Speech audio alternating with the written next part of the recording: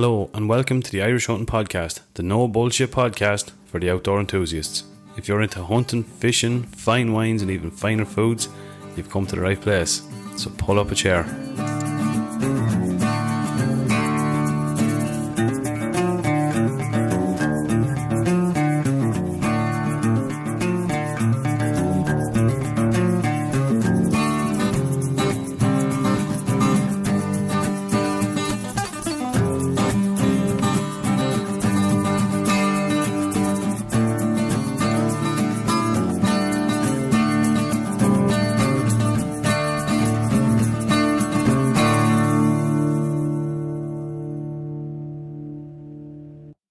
Welcome back to this week's episode, number 91.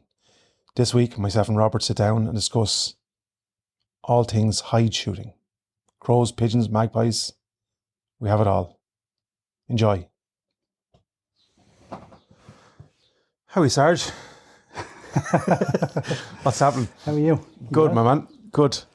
Any crack? No, I'm literally only off work and I rushed over here. I'm telling you, you're an out trooper. I know. An out trooper. You can take the army out of the man, but you can't take the man out of the army. Yeah. What do you think of the old new office? I like nice, it. Isn't it? Nice and cool. Just need a couple of... your array of hats. To cover up all of my nice antlers. Yeah. That's actually something we're going to have to work on now, is getting some nice heads up in here, which we'll talk about that in a little while. A lot of those fishing rods look very familiar, if I'm being honest. That one at the top there. Oh, the whole thing, that's broken. I'm trying to repair that for a friend of mine. Actually, a couple of them. That's a fly rod. That was given to me by Davy Tyrrell, I think. No, it was not. I gave you that fly rod. Did you? I did. That was given to me a good mate of mine, Robert Treacy. Them two, I think I bought myself. Them two here. For the kids. And myself. Let's reverse. I didn't give you that. I gave you a loan of that because you were going fly fishing with Brenny and George. I just never got it back. There was a reel with that. I've loads of reels. Loads of reels. I'll give you back a reel for instead of a rod. And then, is that your... that's not your one up the top. No, honestly, that's dead bait yours. and rod. Yeah, that's yours. Yeah. I think I gave you back your dead bait and rod. You did, yeah. You had two of them belong to me. Look, after 12 months, man, they're tackling me. Look, half the stuff is yours in here and half the stuff is mine. And I'm sure if I went over to you, like my knife sharpener, we just won't mention the old war, will we? No. Come here. We've had a bit of crack shooting last week. We were getting a little bit of slating last week on the old socials, which are gone ballistic there. But we started off, we got a couple of hours crow shooting. Yeah, literally, was it 2 hours? An hour and a half, 2 hours? Yeah. Very, very enjoyable.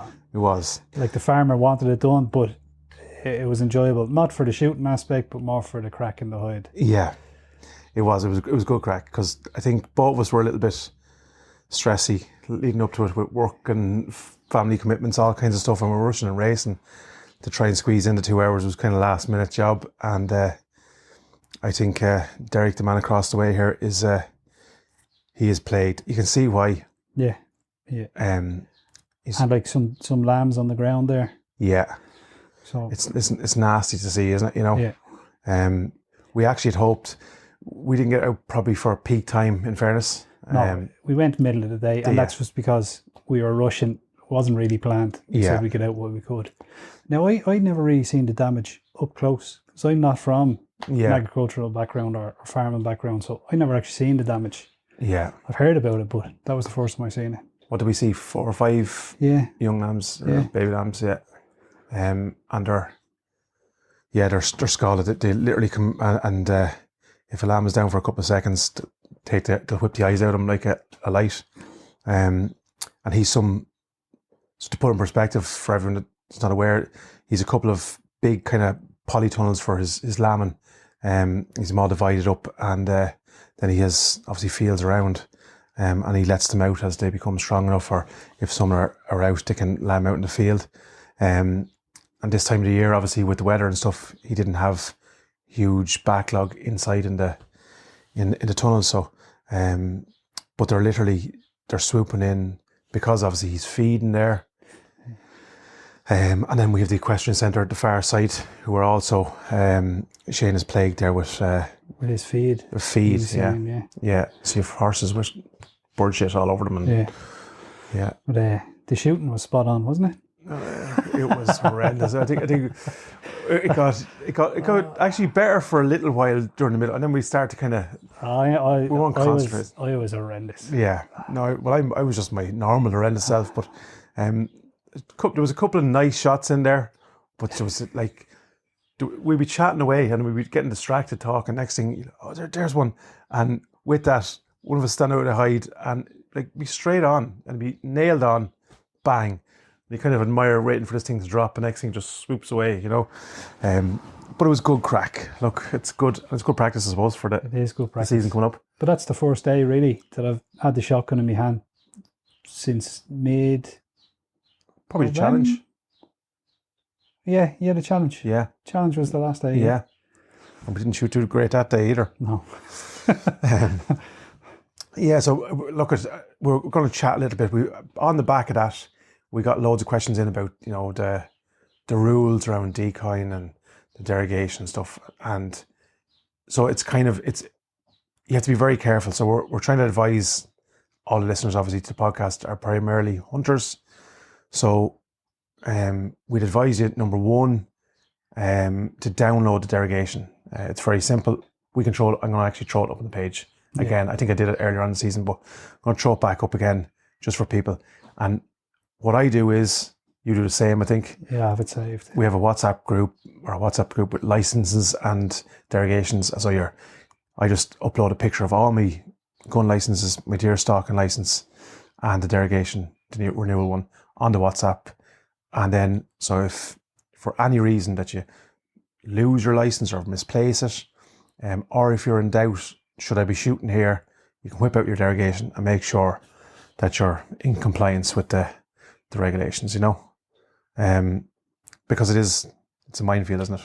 It is a minefield, and to be honest, I only really learned about it about 2 years ago. You actually brought it to my attention. Yeah, I thought it was okay to shoot them all year round. Not that I was, but my perception was, if they're causing damage to crop or livestock, it was okay. But now I know different. Yeah, I think there's seasons obviously for it. There's dates that you have to abide by in certain conditions. So you have.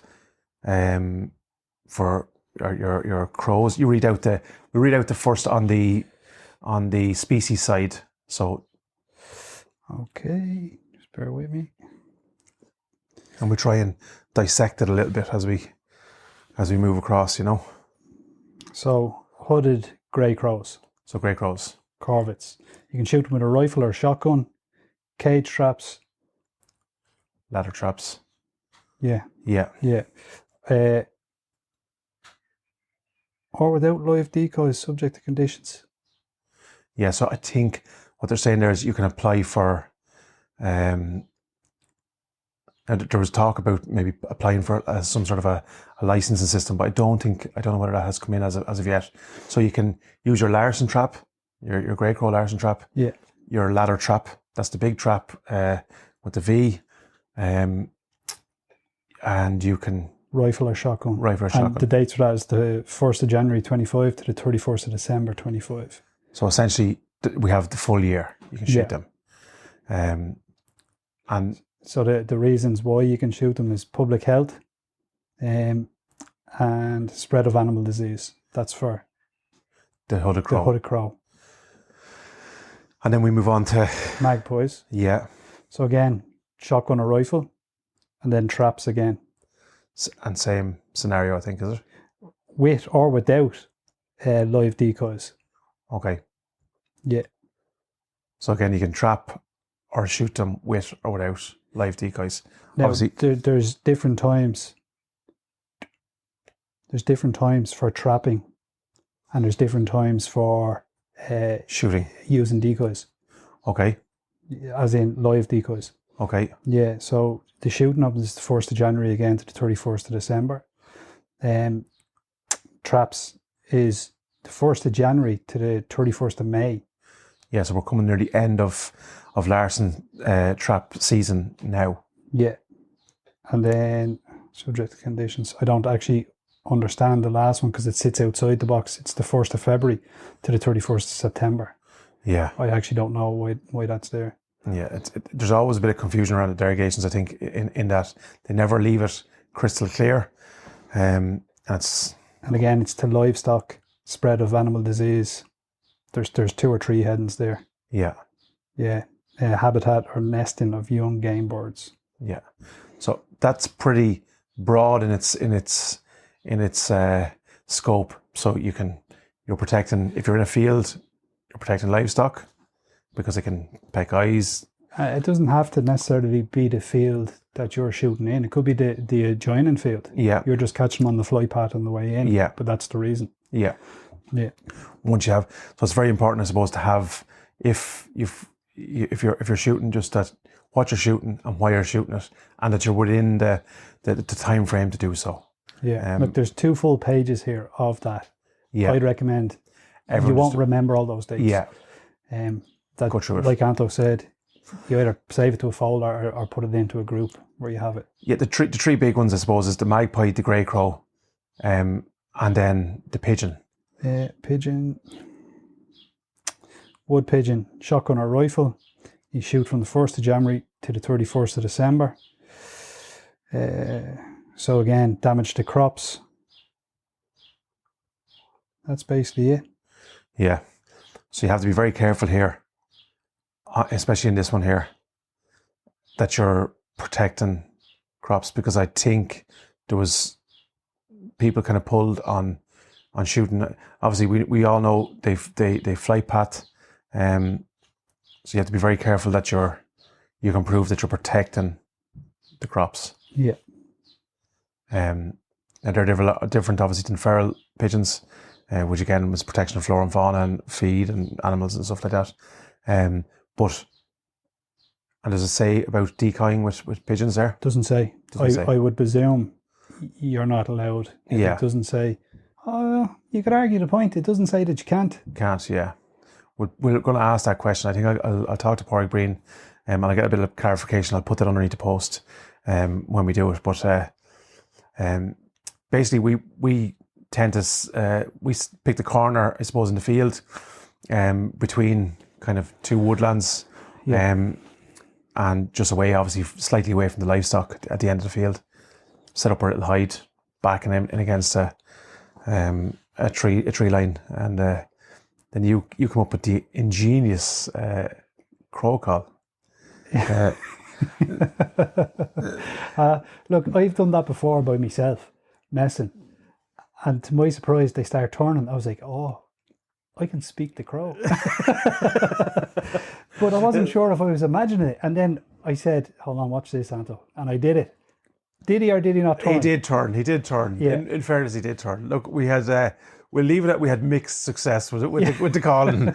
Because I think as we got hoarse, between the laughing and the joking. But I tell you, just on that point, I suppose, to make, you're not allowed to use electronic callers or the whirlies are not allowed, and you can't use plastic decoys. You can leave a dead bird as it's shot on the ground. I would presume so. Not that you can. Yeah. Okay. So you don't have to, what we're saying here is you don't have to pick up your quarry. Your patron. Yeah. That's it. Yeah. That's the easiest way of putting it. So just, you know what I mean? Obviously, crows like to land where other crows are feeding. So if you can get a couple in and you can drop them early, then that can form your pattern. They tend not to like, though, when crows are lying upside down. So you know yourself. Just use your own initiative there, you know. So if there's one lying upside down, you may pick it up. Yeah. If it lands right, you can leave it where it falls. And if you were shooting pigeon in that weather, you'd want to be taking them up because they'll go off real quick in that heat. Yeah. And we have to do a little bit of pigeon shooting. There is a crop farm, as you know, not too far from here, that gets hammered. And we're going to have to do a day on that for 2 reasons. Obviously, help the farmer, and also because I love pigeon. It's very nice meat. Very tasty. Yeah. What way do you like it? Pan fried. Pan fried, yeah. Salt and pepper in butter. Medium rare. Medium yeah. rare. Yeah. I've made burgers out of it. Have you? Yeah. Yeah. I seen, I remember Hugh Fernley years ago made pigeon pita pockets, the little, like a kebab, really nice, really underrated meat. I suppose the biggest thing is misconception is people mistake them obviously for the feral pigeon, which is, you wouldn't eat it, you wouldn't give it to the dog, but I presume you could eat it. I don't know. I wouldn't be chancing it because they're more city dwellers. Are these the Dublin pigeons? Yeah, walk the like boys. A dub. Yeah. Should they be scavenging on Scavenge, yeah. So they wouldn't be the nicest thing. Although, like, there was a roost of feral pigeons just actually in one of the barns down here. Before the farmer actually put gates and sides on the sheds. But he was plagued with them there, similar to that they were coming in on the feed, and but he boarded it all up and they've left. They actually temporarily roosted in my shed as well. I had a couple just for a couple of months, and then they went. So yeah, that they're but I presume they'd be okay to eat, although I wouldn't chance it. They just don't look as nice as the. I'd let someone else test it before I tested it. Don't try them is probably the thing there. I presume I think they carry all kinds of disease, because I remember hearing a story years and years ago about where they were roosting them. Their shit and all to be horrendous, and you can get all kinds of disease from it. So yeah, wood pigeon, they love beak, chusk, and any of that type of stuff. And I find that there's a kind of a nutty kind of flavour off them. I really like it, and Sean, my son, loves it. Yeah. And surprisingly, like a pigeon, there's a decent bit of meat on it. There is. It'll actually surprise you how much meat is on it. Yeah, it's like a small chicken breast, isn't it? Yeah. But that's all I take off it. Yeah, it's not worth. No. Now, in fairness, Jack O'Keefe did. He spatchcocked it. Yeah. We didn't get to leave it in the buttermilk overnight, which is I think this is the secret. Yeah. It's just to try and tenderize it a little bit more, because the breast is lovely, but the rest of it tends to go quite tough, because there's not a whole pile of meat on it. But I'd love to try that again. Love to try, I think it was Alabama pigeon or something. Yeah, it was the white Alabama sauce. It wasn't there, but I seen it. Yeah, it was really nice, really nice. So that's what we will do. We'll make sure we'll go back at that. Deer shooting, you got out. I got out 2 days ago. Yeah. 2 days ago, yeah. So I managed to get a young pricket. One for the freezer. Yeah, just before the end of the season. I was sitting at home, and new she scope. knew by me. I have a new scope. I zeroed it, and I said to her all day, "It's coming near the end of the season. I won't really have time now. We're working all." And she was like, "There's ironing to be done," and right, I won't go. And then it was coming, like, I won't say last night, but let's say 7 o'clock, and then she gave me the green light. On you go, honey. Yeah, look, go enjoy yourself. She's a star. So I flew up. I thought it was going to be dark at 9. No, it was only starting to turn. You know that? Yeah. Witching hour. And that's exactly when I shot it, bang on 9. Perfect. So I was out of there now before last night. Yeah, and it's lovely. I seen the deer. Lovely little one for the seeker. Beautiful. Anyway, that, especially you don't have heavy weight to not like to drag down. The last thing we shot, which we'll talk about in a minute. But I was very surprised the amount of deer. Yeah, moving. It could have been 20 deer on that one spot. Just coming out in different, and that's the problem. I was jumping between. Which one? I was trying to glass everything. Differentiate female from. Of course, by the time you zoom in, that's female. Back out again. Pick up. I'd say if anyone had a camera on me, they'd say, "What's this crate?" I was crawling from one spot to another spot, looking between two little herds. But I was happy enough I got one. That's. I think. Remember, we were out in the snow. Was it? Remember that time? And there were. Yeah, the picture is there behind you. Was it that day? But remember, it was a big herd. I'm trying to rightly remember now. Big herd, and we were like that. I think it was males only at the start of the season. That's when it was. Oh yeah. And like that, I had forgot my binos, I think. So yeah, I forgot my binos, and we kind of split up. We went left and right, and like that when you're going down, and you see, oh, geez, you think it's Christmas, you know? Yeah. By the time you set up, you zoom in. No, you wait for the head to come up. Female, fuck. Zoom back out again. Right, here we are. Try and go on this one. And you're waiting like what feels like a minute, but it's probably about 5-10 seconds for one of them to nosy up their head. And no, female, back out again. And trying to get a male, essentially. But you the same trouble on the tail end of the season. Yeah. Today's the last day of the season. That went over quick. Huge plans, but we had huge plans, but we got loads of shooting. We got loads of shooting this year. I helped out a load of farmers. Yeah. Yeah. Proper. We didn't hit anything overly hard. We managed, I think, well this year. We got decent numbers. We did, but I'd also argue that we have a little bit more permission. I say a little bit. We've a couple more, yeah. 3 between us. Yeah. But before we only had 1. Yeah. So we didn't really have a choice but to shoot there. Yeah. Now we can pick and choose what animals. Exactly. Watch the herd grow. Try bring on the nicer stags. Take some of the learnings what we've done over in Hungary and bring it back a little bit here. Yeah. I was actually talking to Derek as well, just on that. We've been watching the same herd now for the last 4 years, 4 years anyway. Yeah. 4 years. Yeah, about that, yeah.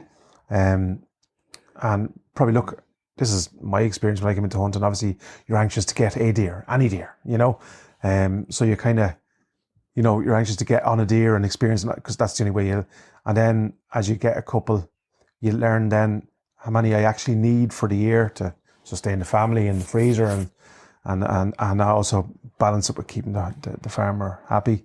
But I think I was chatting to him because that herd, as I was chatting. I said the little herd in there is keeping well, and he said, "Yeah, we're trying to keep that under wraps." And I said, "I know. I've seen them as well. We've both watched them. I think from early morning and in last night. And there's 2 young stags in there, and we've had them in the scope probably more times than we can count this year. Yeah, you more so than me. Yeah, but But I've seen them a lot. The groundwork, man. Sure, every inch of it, no more than myself, because we've got to know it and we know their habits now and so on. But yeah, it's fantastic because we can kind of see year on year, a nice controlled growth. We've taken out. In that particular spot, we actually didn't shoot not one deer this year there. We've gone up, we've watched them. I think we've had, between us, I'd say we've had definitely in double digits how many we could have pulled the trigger on there. We've gone up from both sides. They've come out on both sides. Remember, we watched one chip across and we both looked at each other and said, "No, female, no, we won't." Yeah. One nearly ran me over. That's right. Yeah. That's right. I've had that young stag in the scope twice and didn't pull. So look, it's good. I think it was a great season. It was a great season. From home to the UK, I really enjoyed the UK. Yeah. And then obviously Hungary. Yeah. It was a great season. Yeah, we couldn't have asked. We got our Seekers, you got your hybrid. Yeah. We didn't get any fallow this year, did we? No. No, but we didn't like that. We didn't go down. Yeah. And we got reds. Yeah.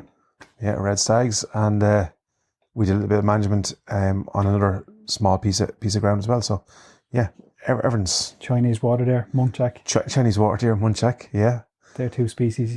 Yeah, we just glanced over them. The only thing that we're missing actually is a roe. And roe season's kicking off now, isn't it? Yeah. Should might take a spin back. Wait, I'll check the flights here now later on. Like that. There's been huge interest over to about Tom and so on, and hopefully there's a couple of crews going over now in next season to him. So yeah, that's brilliant. I was chatting to him actually yesterday. He was actually checking how we're getting on with the taxidermist and so on. Oh. So he's well, whoever's gone over to him won't be disappointed. No, they're gentlemen. Yeah, great crack. I think. Look, we fell in there. They're just chatting like me and you were chatting here. They're sound skins. So we're, I suppose, plans now. That's the wrap, I suppose, for this season. Your new scope. Just talk a little bit about that. I know we're going to do a little bit of a gear review when you have proper chance. Yeah, I'll do a review. We'll do a review on it. It's early doors, so I don't want to sing its praises or put it down too much either or. I will say I think it's near impossible to find the perfect scope for what you're looking for. Yeah. Like I had between the Zeiss and the Blaser. The Blaser scope was dialable but didn't have a mils, and I was dead set on mils. So I went with the Zeiss. I'm really happy with. Just for people, and because there is people who don't dial, right? Yeah. Just quickly explain the mils and the MRAD. So there's mils or milliradiant, and then there's minute of angle. Yeah. Yeah, they're just two different measurements. For me, the mils is a simpler method to use. I wouldn't be the sharpest tool in the box, so I need something nice and simple. But the minute of angle is actually a smaller increment if you're looking to move tiny clicks. Yeah. It's a finer instrument. Yeah. But so the mils is not as, what would you say? Not as refined. Yeah. It's 1 centimeter. Yeah. Per click. 1 milliradiant is 1 centimeter. But yeah, so I got a dialable scope. Now I can still hold over in the reticle that I have. Yeah. I can still, if I choose really quickly to shoot, like we were in the UK, I can still, but I like the option. I like to be able to do both. So on the crosshairs, you have a thin crosshair and it meets a fatter crosshair at the bottom, isn't that correct? You're catching me on the hop here. Yeah. I think so. Yeah. That's what I remember. I only looked through it once now, but I think you're right. Yeah. And it has illuminated red, but when I say illuminated red, it's illuminated dot, right? Yeah. Where the two crosshairs meet. Yeah. Which is nice and fine. Yeah. No, I liked it. It was beautiful glass. I looked at it here in the yard and I just thought it suits my eye. Yeah. That's the way I could just describe it. I know people are saying, sure, like, but I think, and now, rewind 2-3 years ago, man, I would not be having this conversation because all glass look great to me because they're all new, but I obviously have looked through a few different ones now at this stage. So, and that is one of the more impressive ones. I'll just put it like that, Yeah. Yeah. I suppose everyone's eye is different and everyone's looking for something different out of their scope. Yeah. So yeah, I was really happy with it, but I'll give a proper opinion when I've used it for a full season.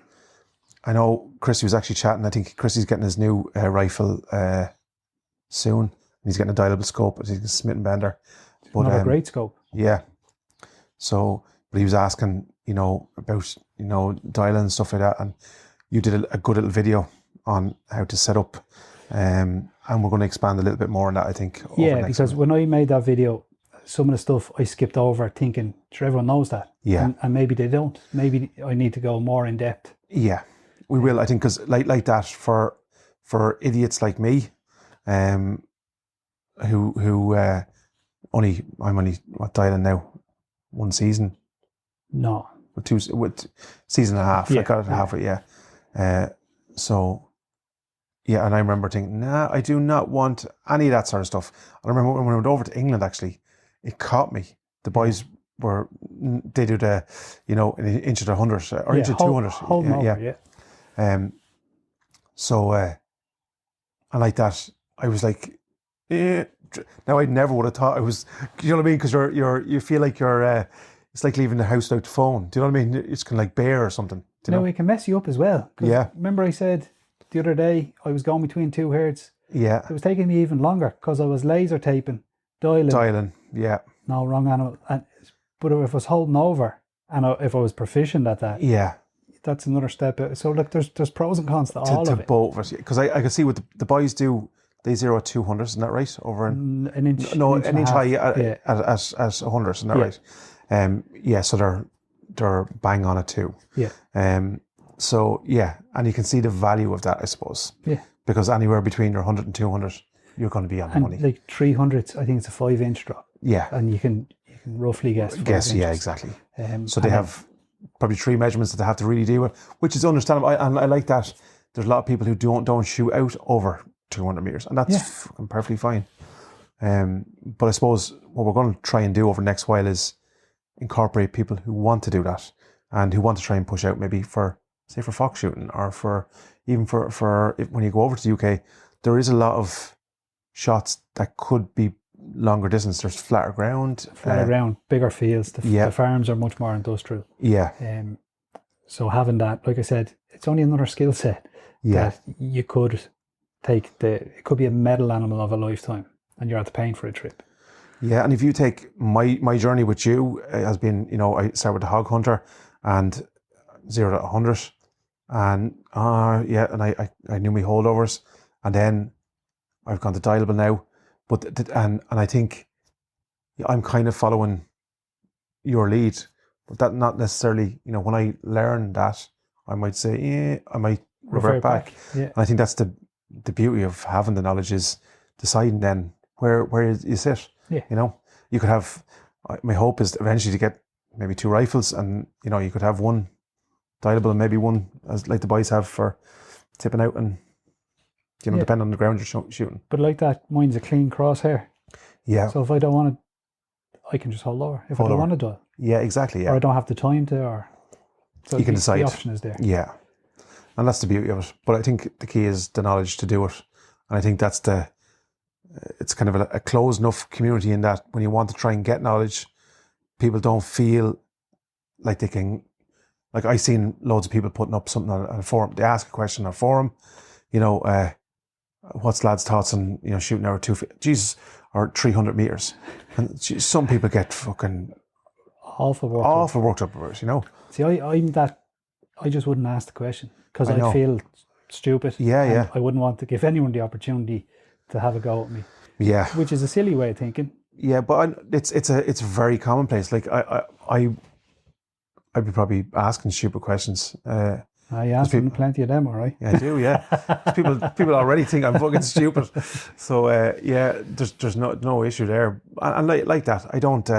We've got, you get comments on poor shot placement, and you know what I mean. But like, if you're shooting and you want to go heart and lung shot because you're more comfortable with that than the next shot, that's fine. If you're using to meet yourself, so be it. The majority of my shots would be heart and lung. Yeah. That's because it might run for 50 meters, but it's a dead deer. Dead deer, yeah. And on top of the fact as well, we're just talking about their laser taping, and you don't always have the time to do that. No. You don't always have the time to do that. Deer could be going out of sight and so on and so forth, and you could be, after laser taping at one distance, it could be making its way towards the forestry. So now you have to try slightly adjust. If you go next shot, you could potentially be over and under.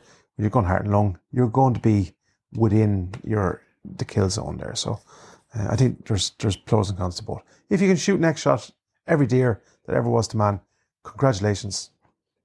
But it's like what I keep saying. Brilliant. It's just another skill set. Yeah. Brilliant. If you're really proficient and you can... Perfect. Absolutely. That's what I'm saying. Brilliant. Yeah. Brilliant.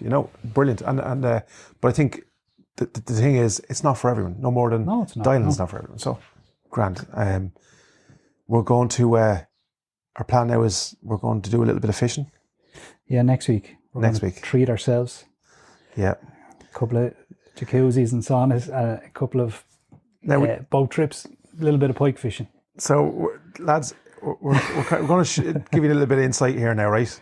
So, we're keeping everyone happy here. So, it's myself and Av's anniversary next week. Yeah. That'll be yeah. Congratulations.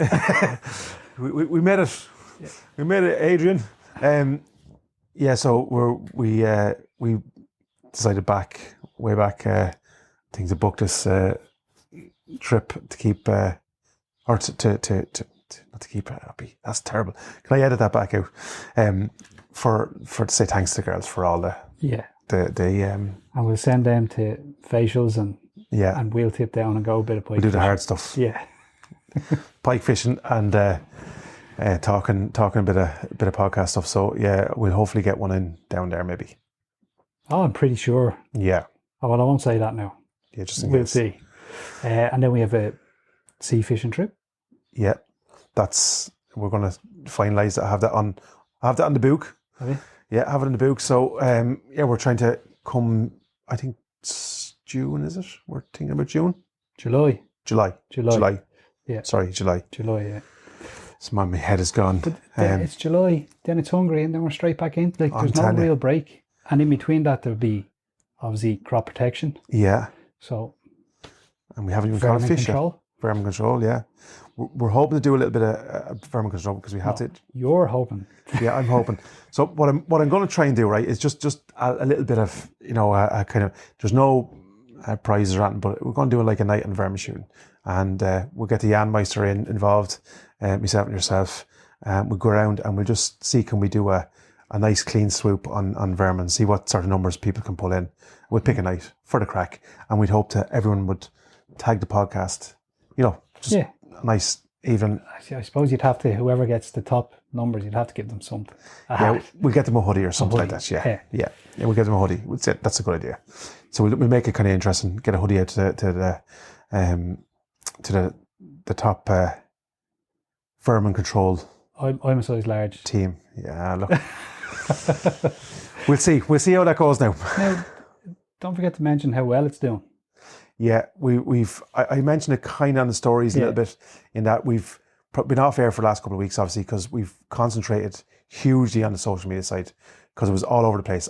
That's due to me. I'm social illiterate and my YouTube skills are horrendous. So you put a lovely bit of structure on the YouTube. You did. So it's all in playlists and stuff like that. A little bit of tidying up, but it's more the algorithms. If there's anyone out there who knows how these algorithms work, give us a shout. Because you in particular did some, like, we did tests, right? We put up silly videos, like with no real input or skill, right? And the things just went banana views, One of them was nearly 300,000 views, yeah. I spend 45 minutes pulling together a structured video, and I get like 3. That's what I mean. That's what I mean. To your credit, like, it was, and I still think because there are actually, I just looked today. What they are doing is they're just chipping away. They're up at 4,000 and 5,000 views now. Yeah. So like they're just kind of continuously rolling. Whereas some of them just, for whatever reason, just go absolutely bananas. So our followers are gone, like, we're running in on 2,500 now on Insta, and then we've coming up on 9,000 on. Yeah, but even I was looking at the YouTube views. Yeah. This month alone, 10k or something like that. It's over. Yeah. It's over 10k. Yeah. I'm very surprised. Yeah. So it's going in the. Which reminds me, man. Do you remember? Like, we think when we're going somewhere that, and it is a niche enough kind of, what would you say, audience we're targeting, Yeah. But two things. I was at a football match last Friday night, and one of their parents who, I wouldn't say I know him very well, but like I'd say hello to him and we have a quick chat, whatever. And he just turned to me and he says, "Oh, you have the podcast now." I think he got maybe through his son. He's a lovely fella. I was chatting to him on one of the trips that we went with the kids and stuff. So as I said to you, I maybe had 4 or 5 chats with him, but coming friendly enough, and he said, "Oh, I listened to the podcast." But you've been stopped more than that. Yeah. Going to Hungary in the airport security. Going to airport police. To England. Was it England? To England. It was to England. You're right. Sorry. Yeah. To England. That lad, he was a nice fella. We were getting on the way over. We said we get the bottles of perfume for the women to pick up on the way back. Some Joe Malone, is it? Joe Malone. Yes. Yeah. And that's deadly. You can buy it in the airport and collect it on the way back. Brilliant stuff. So that was that boxed off. We thought we were brilliant. But in the background, I could see this fella.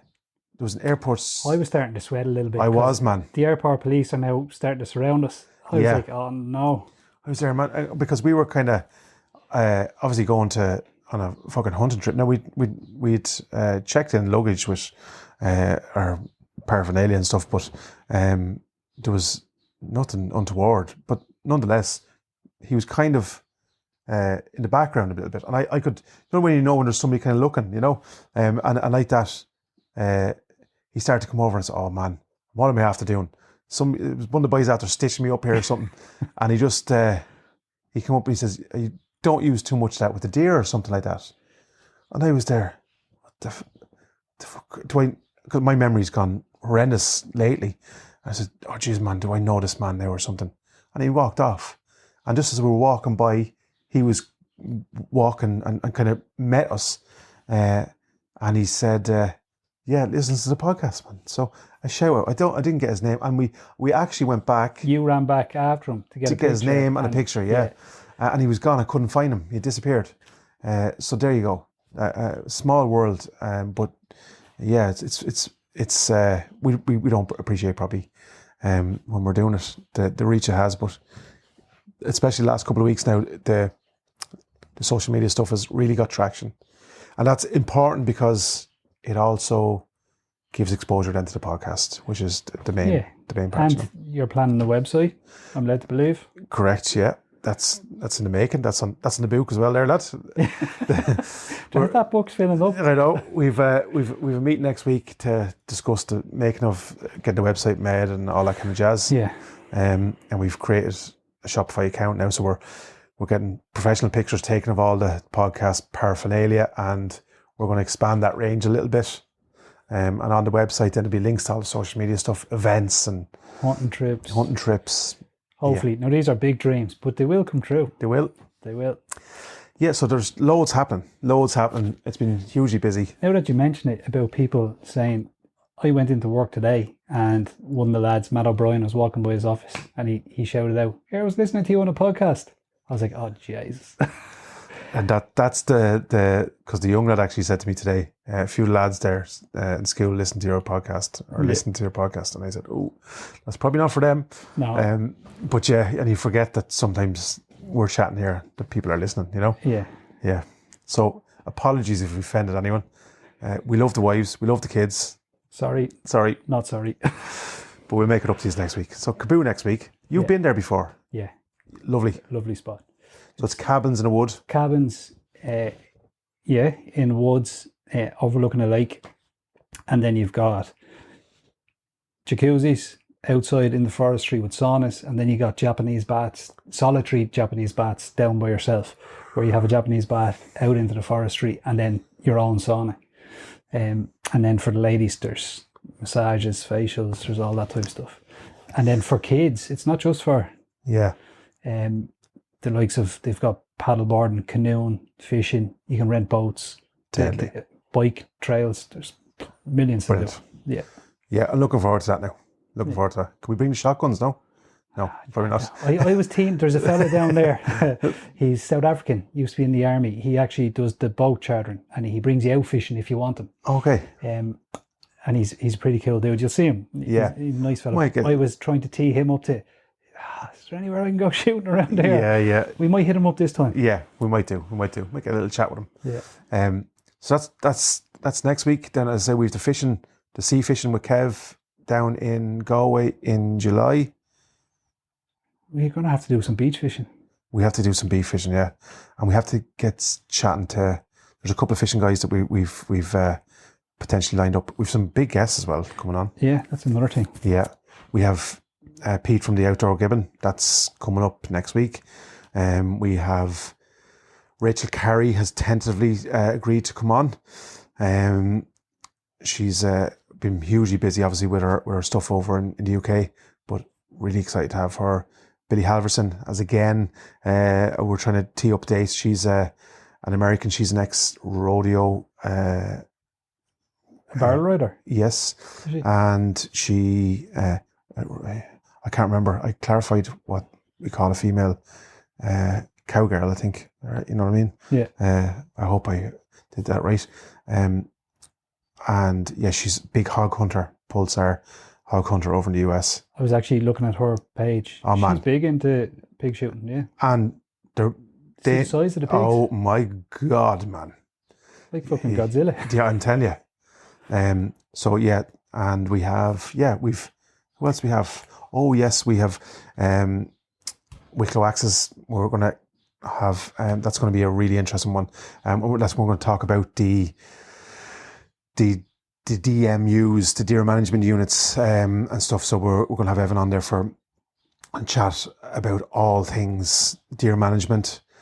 He's like Sika, what would you say? Yeah, there's nothing he doesn't know about Sika. He shoots a couple hundred every year. He seems like a fairly learned man. Like he's on a lot of boards. Yes. He'd be able to give you a good bit of insight. And hugely influential in terms of training and encouraging young people into the... I was watching a podcast. He's big into mentorship program, which I think is a brilliant thing. Like we've done it. Yeah. At a small scale. Yeah. But just to give him his props there. Like, I mean, he doesn't do it because he reached out privately, didn't put it on any forum. And because we had, remember we were chatting about, I think it was Ross at the time, was new to the thing, and he reached out. And I remember saying to Brenny at the time that there was one of the lads there reached out and said he'd bring Ross out, whatever, you know. So yeah, no, brilliant guy. I've seen the list of guests. There's some big names there. Really good. Really good guess, and we've we just have to. And yes, we have, and this is an interesting one. We hope to do it next week. Is Christiva? I think is I'm pronouncing it right. She's an ex-vegan, converted to home or self-sufficient lifestyle carnivore, not fully carnivore, but like healthy eating. So we're going to get that perspective, and that'll be really cool to get, coming from all the shit I've been getting for the last couple of weeks there from vegans, and some of it is warranted. Look, I'm a bit of a dick sometimes. You love an old argument. I love an old argument, yeah, but so especially like, do you know when you're the wife is in bed and the kids maybe have a couple of beers on you and she'll go and lie one of these fellas. But I'd be watching you. It's not even an argument. You're just messing. I know. And they're getting awful. But they haven't got it. Like, because I start off thinking like they're going to get this, man. Like one of them said today, like some shout. Oh yes, yeah, with the pheasants. Like, my ears aren't good from all the shooting. I was like, oh, you're some man. And then somebody else today was the saboteur one. I was actually doing a story and there was these things pinging in. And I was like, oh, there's another one. Yeah, another one. And so some of them I kind of get interested. Oh, that looks like a nice profile pic. So I was saying, she was calling me some sort of a inbred or an arsehole or something. And I just said, are you looking for a start? Are you looking for the start, And of course, she's not going to, or he's not going to get that. It's Irish for looking for the job, of course. And you're such a dickhead. Are you looking for a start? So I just kind of annoyed them until they go away, kind of thing. Yeah. Sometimes, but yeah, look, I probably shouldn't. I shouldn't do that. But sometimes I can't help myself. I'm new to all this, man. So we have to just try and, I suppose, settle down. Don't annoy too many people. Look, I'll put it to you like this. A lion doesn't answer back to every barking dog. Yeah. All right? Okay. I'm still in... I tried to make that up on the spot. No, I get there is a saying something like that now. Yeah, I know what you mean. I probably shouldn't. But yeah, getting back to plans then, hungry then, you're going after... I'm going after raw. Yeah.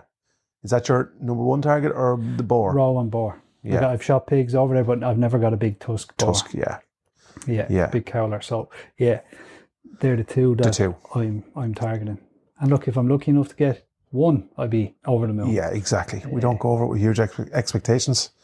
But yeah, I'd love to look at the roe and maybe the red that got away from me this year.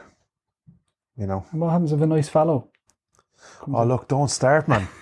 We have to settle ourselves down here because we've Tom to get back over to, hopefully, and Tom is coming over here as well. Yeah, and we will make it our business. Yeah, I'll honour that deal. Yeah. No, we'll, and I'd love. Do you know? I was walking my dogs yesterday.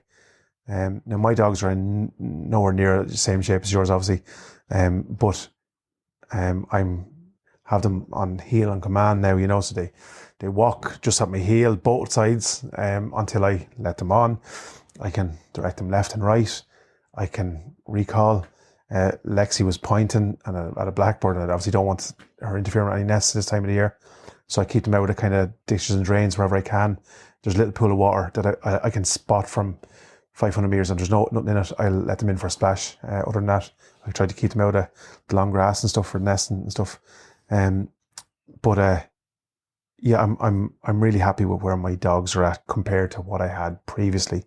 And for anyone who wants a couple of little tips, make sure to go over on the YouTube channel.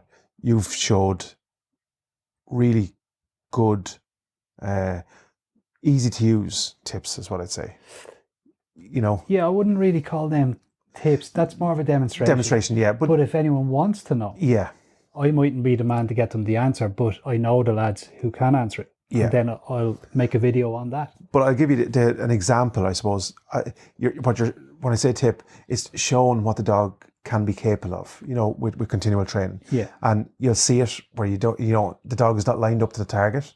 So essentially, if you want the dog to do something, you have to try and explain it, you know, as best you. So it's like when I started, like you throw something out, and you just expect the dog is just going to know where that lands. But as you say, the simple thing is line it up, direct with the hand. It'll follow your command then. You know, like yeah, there's loads in that. Yeah. Small steps to get them, like to get onto a blind retrieve. There's lots of steps. Yeah. But yeah, I'm happy enough the way he's going now. The pup, I have a video of maybe 2 weeks ago of him doing his first retrieve. He was a little bit steady, and then last night I was doing it. He was very steady. Got the ball, sat in front of me with his head up. Let me take the ball. I was like, oh, I should have recorded that. Yeah. So I'll do a comparison video of how the little puppy's coming on. So your dogs present well. The bird up. Yeah. Mine doesn't now. She comes over and she lies down beside me, you know. Yeah. So maybe that's something I can work on a little bit, you know. Yeah. But the other side of it, I don't really need it. I don't really need it. No. But yeah, it's just sometimes when I'm sending her on command, so say I'm sending her a retrieve. So I was doing a bit of ball work yesterday with her actually out in the lawn. And there was a couple of distractions intentionally. The kids were out there a little bit. Yeah. So I'd stay. I'd throw the ball, and then it was long grass, so she couldn't actually see it. And then I'd send her, and she was working up to it, you know. And I was trying to stop her and command her, you know, but she tends to put the head down, doesn't look at my command. You know, so that's where the head up is beneficial, I suppose, in that sense, you know. Yeah. It's habit. I see Finn, when you blow the whistle, automatically his head goes, you know, he's looking at you rather than looking at the ground. So there's a little bit of work, I suppose, needed there. But we'll work on it. Something like that, you know. And like I said, if I don't know, I'll just ask someone who does. Yeah, exactly. What's your bit you're most looking forward to? Oh, probably hungry. Yeah. Yeah. Yeah. Probably hungry. Yeah. Yeah. It's For different. You? Yeah, I have to say, yeah.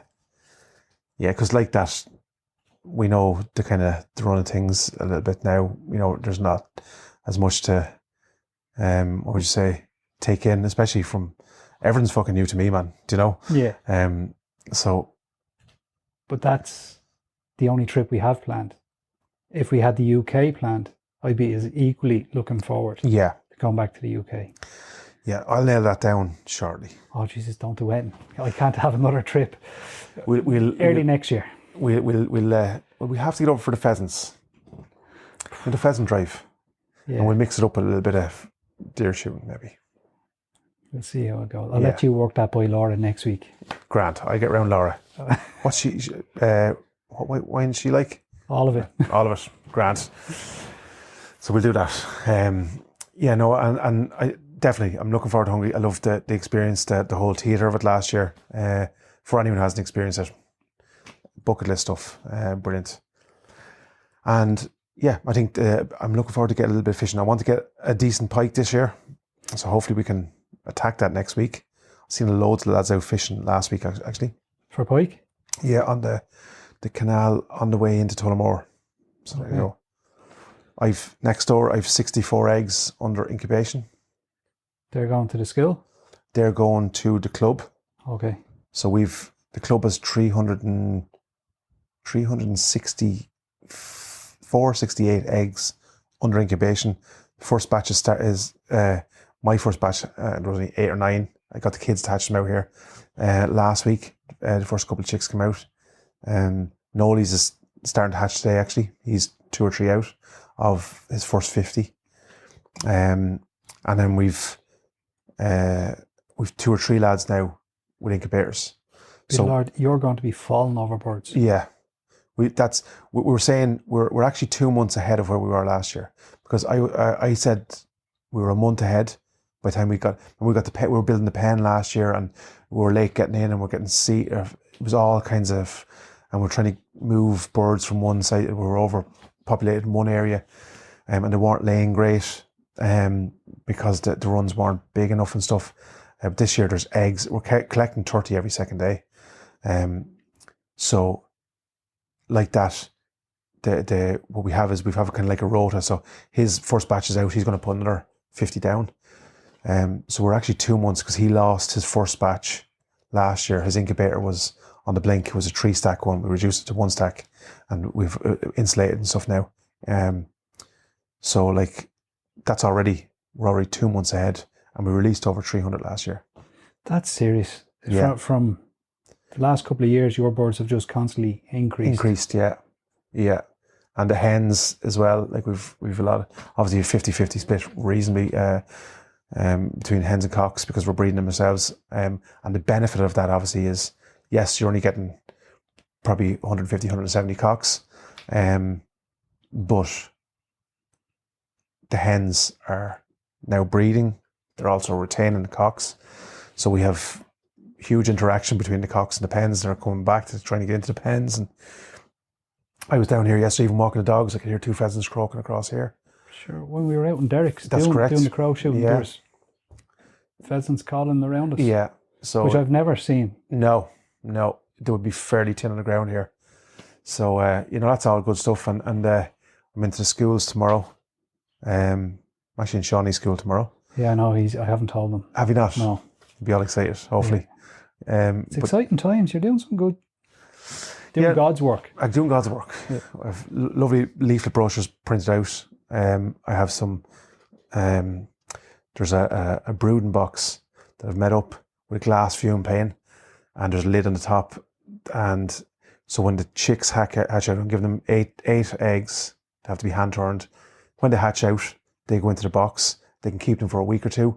They can look in and see what they're up to, and feed them and water them. Can they paint the box? Do all art design? It is, yeah. We've left the outside of it bare, so the plan is that the guys will decorate with a wildlife scene as well of their choosing. They'll do backflips for that. Yeah, they really will. And then obviously, next year the next class can redesign it. Yeah, because that's the plan. But how much are they learning from that as well? Yeah. It's brilliant. Like even my own kids here, the neighbours' kids come over, and every morning checking the eggs, turn the eggs. They're seeing how an egg hatches out, why it doesn't hatch out. Yeah. Some of them don't come out and don't live, and that's nature. It's part of life. Yeah. But it's engaging. Yeah. It's not like you're trying to force it on them. They're naturally inquisitive about it. Yeah. I think you're right there. That's a very good point, because I would, obviously I brought home the incubator, got the eggs and stuff like that, and so you kind of feel like, oh, am I pushing this? Yeah. But all I had to say was, we mark the eggs like this, and you have to turn them every morning. Those kids were telling their parents, we have to go over here and turn eggs. It wasn't like, oh yeah, don't forget. Do you know what I'm saying? Yeah, it's a want. Yeah. And then that teaches them ways of life, like things don't always live. This is the reason why. Yeah, exactly. Yeah. And I know there's people against the release of pheasants for all sorts of various reasons, and they'll be against me hatching pheasants in schools and stuff. But the bones of it is, this could be a duck, it could be a chicken. This is how it happens. This is what happens. This is why it happens. And I think personally, from my perspective, when I was in school, that was the way I learned the most. Not by reading. Did you have something like that in your school? No, I'm saying anything interactive. Oh, interactive, sorry. Do you know what I'm saying? I would have killed for something yeah. like that in our school. So yeah. So that's all that's happening there, and Gun Club is flying with a couple of different projects on the go, which we'll delve into a little bit more next week. But yeah, thanks a million for You're a gentleman. Chat. Thanks for having me on. Again, great. My pleasure. Yeah, and we're off to, I think, record another one now. Yeah. Listen, for everyone listening, thanks a million for tuning in. If you haven't already, head on over to our social media. Check out our Instagram, our Facebook, and our YouTube channel as well. And check it out. It's really nicely organised now. Thanks a million to Robert again. And if you haven't already, give us a little like on the Spotify thing. Give us a rating. If you like what we do, just helps us keep growing. And stay tuned and keep an eye out for the stuff to come. Stay safe and stay hunting, guys.